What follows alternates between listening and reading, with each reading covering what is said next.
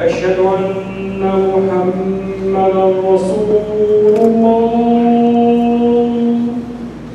أشهد أن محمدا رسول الله حي على الصلاة حي على الصلاة حي على الفلاح حي على الفلاح الله أكبر الله أكبر لا إله إلا الله.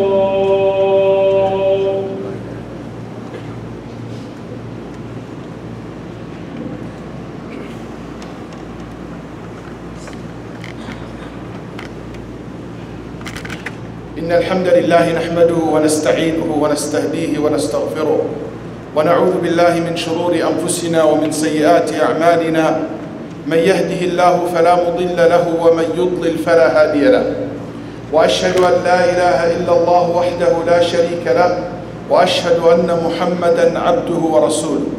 اللهم صل على محمد وعلى آل محمد كما صليت على إبراهيم وآله إنك حميد مجيد. أما بعد عباد الله اتقوا الله يا أيها الذين آمنوا اتقوا الله حق تقاته ولا تموتن إلا وأنتم مسلمون. يا أيها الناس اتقوا ربكم الذي خلقكم من نفس واحدة وخلق منها زوجها وبث منهما رجالا كثيرا ونساء واتقوا الله الذي تساءلون به والأرحام إن الله كان عليكم رقيبا. يا أيها الذين آمنوا اتقوا الله وقولوا قولا سديدا يصلح لكم أعمالكم ويغفر لكم ذنوبكم ومن يطع الله ورسوله فقد فاز فوزا عظيما. أما بعد عباد الله. All praise due to Allah and His praise and blessings and peace be upon our Prophet Muhammad sallallahu alaihi wasallam, his family, his companions and his followers until the day of judgment, and all the prophets and messengers and their followers. I bear witness that Allah is the only one worthy of worship, and Muhammad sallallahu alaihi wasallam is last and final messenger.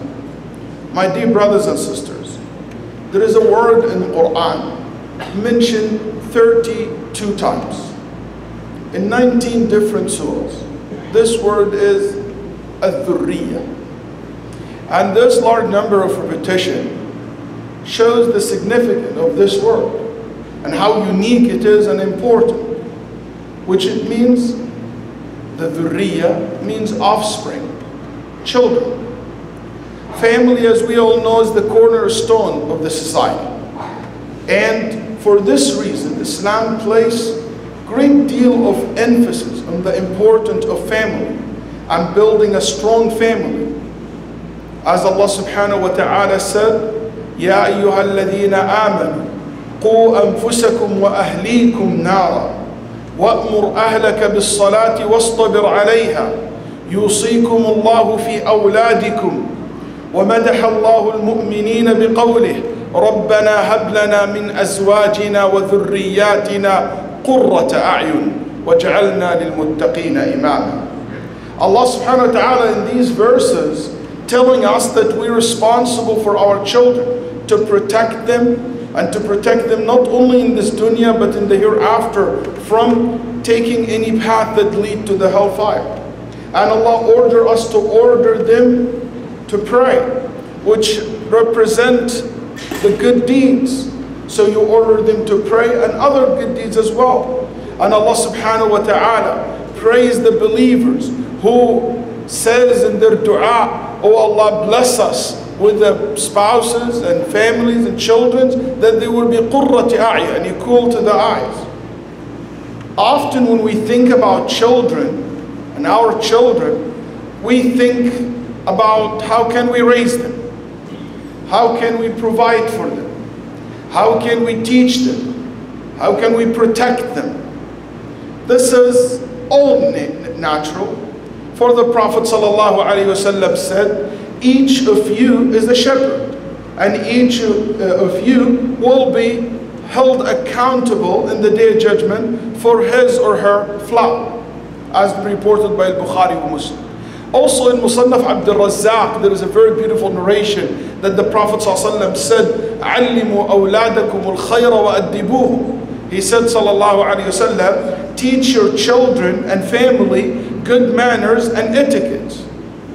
Today, though, I would like to talk about our children, but from another perspective, for a completely different perspective than this one. One time I saw my young son, Umar, holding 2 apples. So I told him, how about you share with your dad one of these 2 apples? Then he quickly took a bite of both apples. So I said, you know, I don't mind to eat after you. You know, and I thought for a moment I need to teach him a lesson about giving.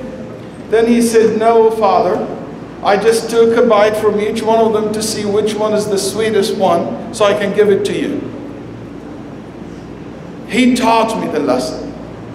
I thought I'm going to teach him something, but he taught me not to judge people quickly and to wait and to ask before passing judgment. Today, what I would like to talk about is how can we learn from our children. Believe it or not, there is a huge opportunity for each and every one of us, no matter how old you are, how wise you are, how successful you are, still to learn from your children. Just by observing them a little bit and watching them, you can learn a lot from children. Children have many skills and attitudes that adults are in their need for it. I do believe that they have so many skills and character because they still have the fitrah, the purity. This is something, if you watch it carefully, you can really benefit a lot from it. And some of these few points that I would like to share with you today. Number one, when it comes to children, perseverance. Children, they don't give up easily. Don't you agree? They are goal-oriented. Obstacles are ignored. And they focus on their goals until they get what they want. When my kids want something, they are very persistent in pursuing their goals. And they focus on what they want until they get it in many different ways. All too often, adults allow the challenges and the difficulty of life to discourage them from pursuing their goals in life and achieving their dreams in life. And I wish that this is something will change in our life. Don't make ever the challenges and the obstacles that you face in your life make you quit and throw the towel and you know what, that's the time to leave. As a matter of fact, no. The more difficult, the more hard things are, it means the more you need to dig your heel in and to stay in your course and to pursue and to continue. Because Allah subhanahu wa ta'ala made this rule in life, that this life is kadh. يا أيها الإنسان إنك كادح إلى ربك كدحا فملاقيه ولقد خلقنا الإنسان في كبد. That's the nature of this life. And nothing comes easy. You have to struggle, you have to work hard. Things are completely different in Jannah. In Jannah you don't need to put any effort.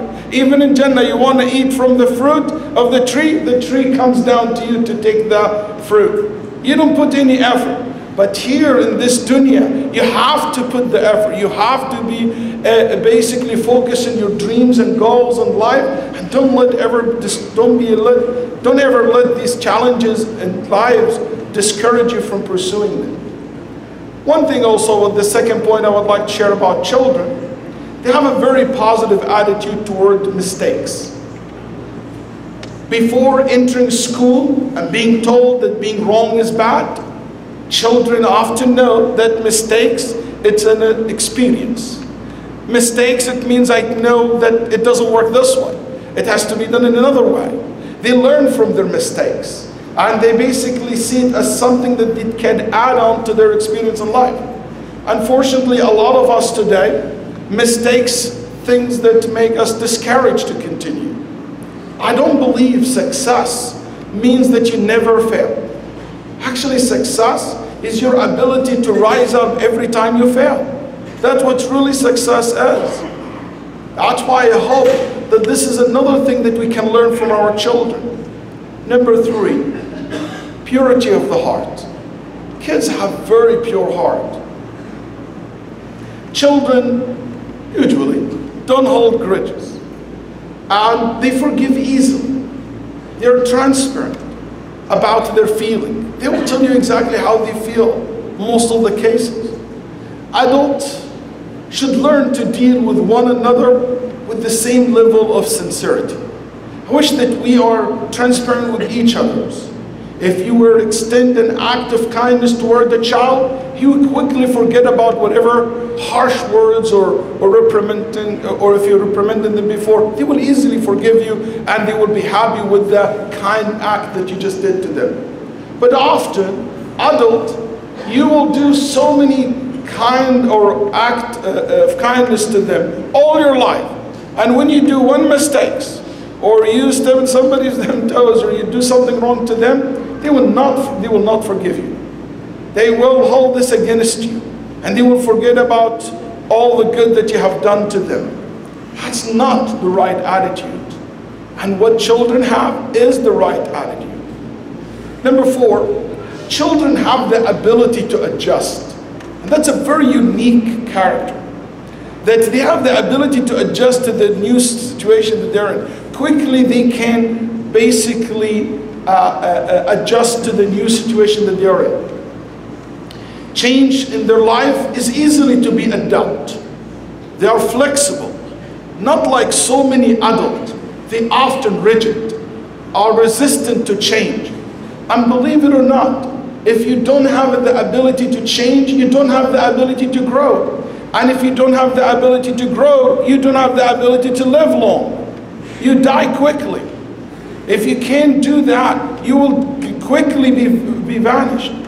One of the meanings of as-sabr, the concept of as-sabr in Islam, which is something Ibn al-Qayyim rahimahullah talked a lot about. He said one of the meanings of as-sabr, that you will be able to adjust with the new situation that you're in. He said a lot of people think of as-sabr as very passive things. شيء سلبي. في الحقيقة هو شيء إيجابي. It's not being passive, doing nothing. Sabr doesn't mean that. Sabr, it's your ability to adjust the new situation you're in. Let's say you lost someone that you love. As-sabr, it means I know how to adjust to the new life without that person in my life. I moved from one place, I lost my job, I lost this money, I lost this son, I got sick. Adjust to the new situation that you're in. That's what the real meaning of sabr is.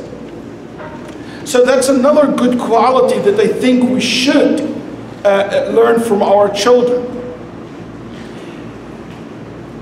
I do have one of my children, I still remember, that he got sick. He was diagnosed with leukemia, and alhamdulillah, Allah subhanahu wa ta'ala healed him. But it's amazing how he adjusted his life with this sickness, and how he was able to cope with it quickly, and to live with it. I've seen children with disabilities.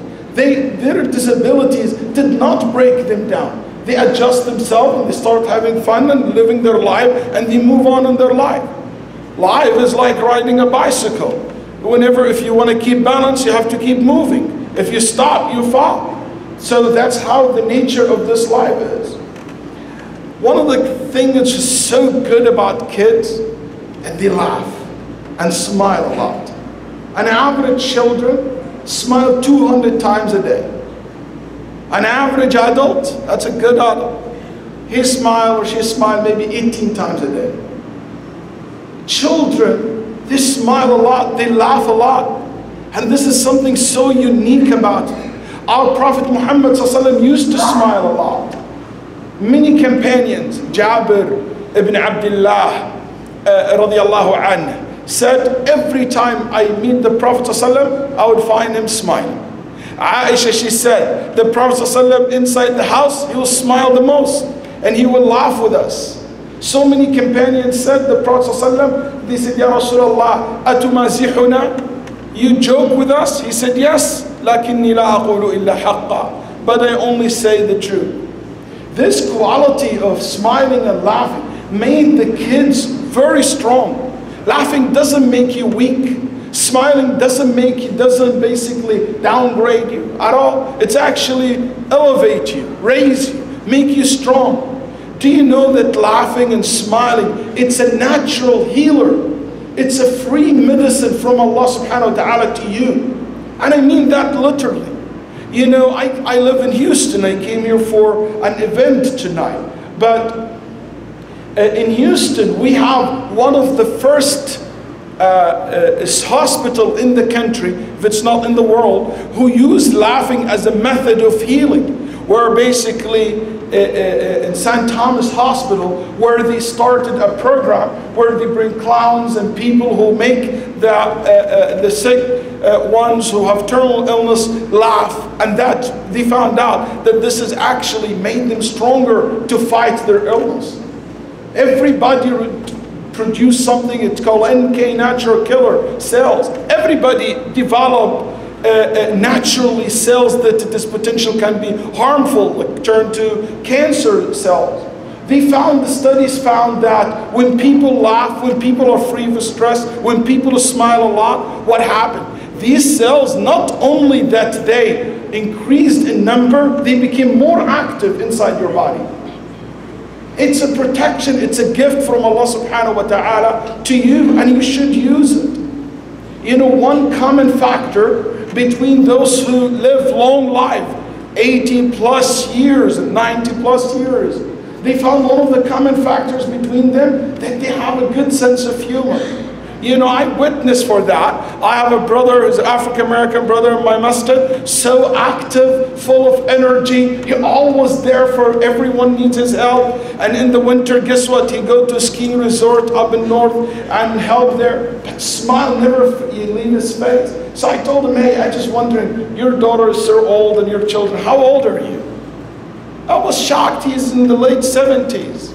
So I said, you don't look like 70 years old, or like 75 or 70, almost like 80 years. He said, Sheikh, you don't know, black, they don't cry, you know? So I said, that's what it is that sense of humor. That's what made him so strong and kept him healthy.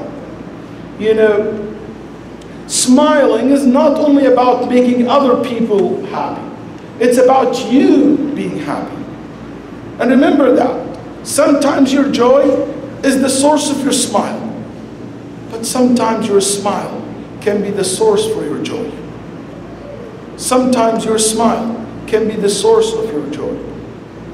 When was the last time that you had a good laugh? Good heartly laugh. Unfortunately, so many of us, we grow older with all this life, you know, stress. We became borderline grumpy people. You know, I think we need to quit that. And we need to look at children, see how often they smile and smile with them. Number 6, one of the unique things about children, discovery. Children are naturally curious. They are continuously making discoveries about their own abilities and around the world around them. Yes, that's something very noticeable about children. But this should not be stopped as we grow adult and become old. Discovering and searching and developing yourself is an endless journey. It's a journey will continue with you until you die. You can discover in yourself things that you didn't know about before. That's why when Al-Hasan al-Basri, a man came to him and he said, I'm 70 years old. Can I still learn the knowledge? He said, yes, إِذَا كَانَ يَحْسُنُ بِكَ أَن تَعِيشَ. Yes, if you want to live.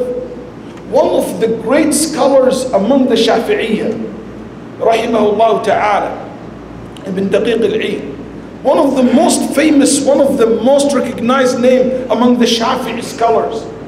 He started his journey of seeking knowledge at 50 years old. Ibn Hazm filled Al-Andalus with knowledge. He started his journey when he was 40 years old. There's so many people who started. There's no age limit to when you can discover things on you. So many people find out that they can do a lot of work, a lot of things later in their life. Unfortunately, at some point, so many of us give up discovering themselves, discovering the talents and utilizing the gift that Allah subhanahu wa ta'ala gave it to you. My brothers and sisters, they've been said, your abilities are gifts from Allah subhanahu wa ta'ala to you. What you use them for, it is your gift back to Allah. I still remember when I was a high school kid, one of my teachers took me to a place and he said, Waleed, I will take you to the most precious, it's like a treasure, this place, filled with ideas can change the world. Ideas that worth millions of dollars. And that was overseas.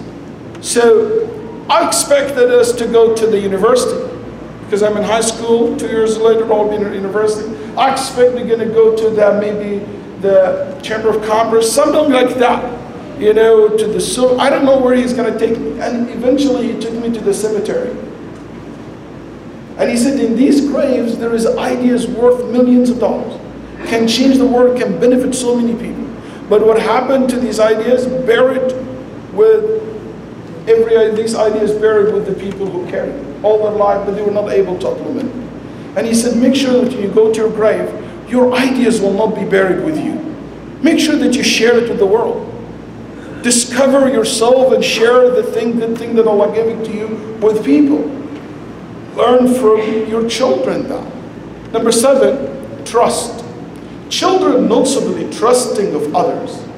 People who choose to trust find to be happier, generally speaking, and better liked by others, no doubt, and also more ethical than those who less trusting people. So if you get that habit of trusting people, you live in peace. But you always have conspiracy theory. You always think negative. You always think that there is something behind it. You don't trust people. I don't trust no one. Those people usually live in isolation, live with fight with their own self. They end up not even trusting themselves. Trusting people is a good quality. But trust, but purify, as we say. Number 8, confidence. Young children is very confident. You know, my kids, they think that they are the fastest, the strongest, the most beautiful, you know, the most knowledgeable. They think themselves as the best on the top of the world. They have so much confidence. And sometimes we break that confidence in them, and that's not healthy. Make sure that they are confident but not arrogant. Arrogance, it means you disrespect others. You put down others. It doesn't mean, arrogant doesn't mean you think good about yourself. It means you think less about yourself, but not to think less of yourself. There's a big difference between the two. So often we find adults lose that good quality when they grow up. They have no confidence in themselves anymore. I think that something can be learned from our children. May Allah subhanahu wa ta'ala to protect us and our families and make us among those who listen to the speech and follow the best of it. أقول ما سمعتم واستغفر الله لي ولكم استغفروه.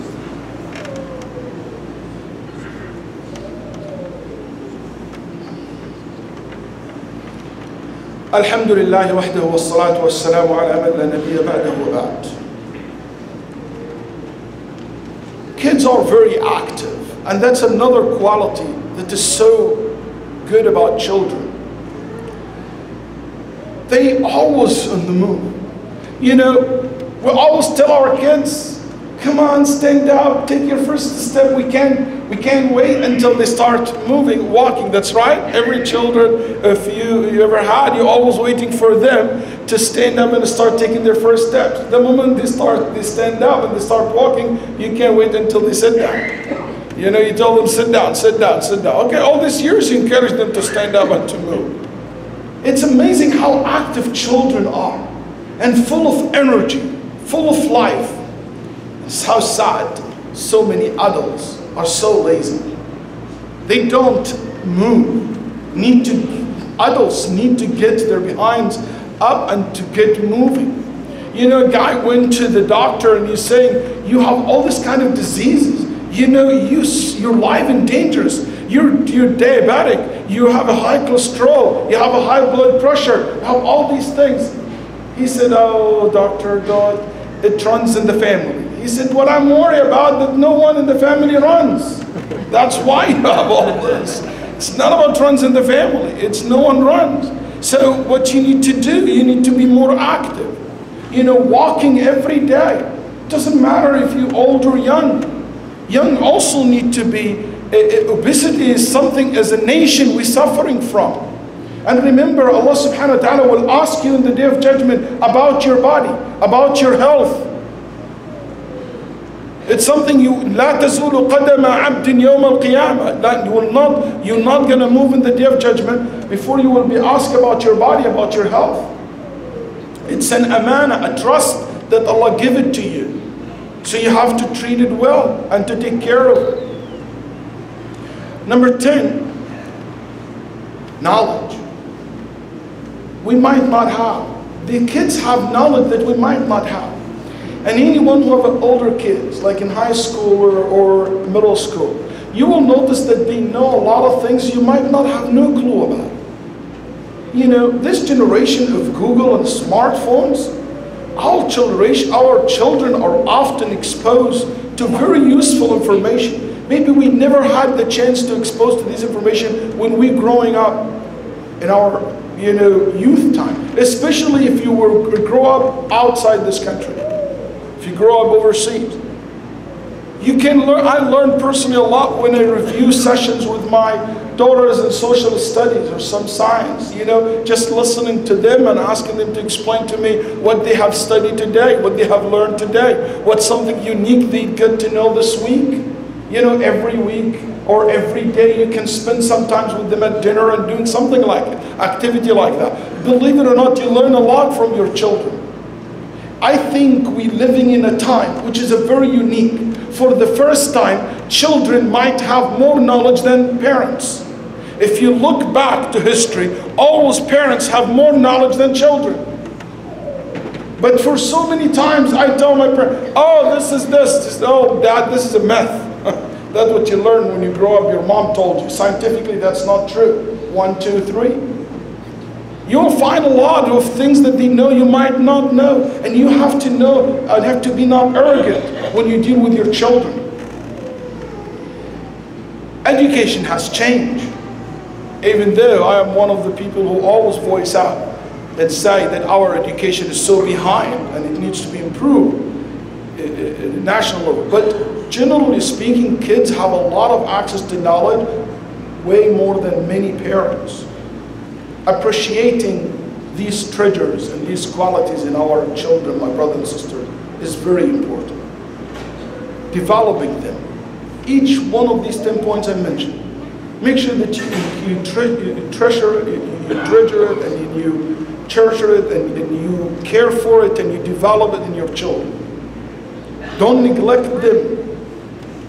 Your children, I mean, and don't neglect focusing on these qualities so your children will not do the same. We're looking for a generation better than our own generation. We're looking for a youth who will strive to uphold what we have struggled to achieve. Those who build this masjid soon will pass on. We all go into the grave. We're all going to die. What will the point if we leave behind us a generation who will not uphold what we struggle to achieve and to build? What we're looking for is to collect tomorrow what we plan today. My brothers and sisters, your child, your righteous children, is a treasure for you if you die first, because he prayed for you after your death. And also if he died before you, the Prophet ﷺ said, that will be the heaviest things in your scale in the day of judgment. May Allah subhanahu wa ta'ala give us long life with health and iman. I encourage each and every one of you that you, at the end of this khutbah today, to think about this life and how you will end it. It's not about what you accomplished, it's about what you contribute. It's not about the money you made, it's about the difference you made. And the legacy you want to leave behind you, it will be based on the legacy that you're living today. May Allah subhanahu wa ta'ala يصلح أولادنا وأولادكم وذرياتنا وذرياتكم وأن يغفر لنا ولهم اللهم أصلح ذرياتنا واجعل لنا من أزواجنا وذرياتنا قرة أعين واجعلنا للمتقين إماما. اللهم اغفر لوالدينا، اللهم اغفر لوالدينا، اللهم اغفر لوالدينا، اللهم اغفر للأحياء والأموات من المؤمنين والمؤمنات والمسلمين والمسلمات. اللهم صب الخير على أهل هذا المسجد صبا، وفقهم لما تحب وترضى يا حي يا قيوم. وصل اللهم وسلم على نبينا محمد وآله وصحبه وسلم، وقوموا للصلاة يرحمكم.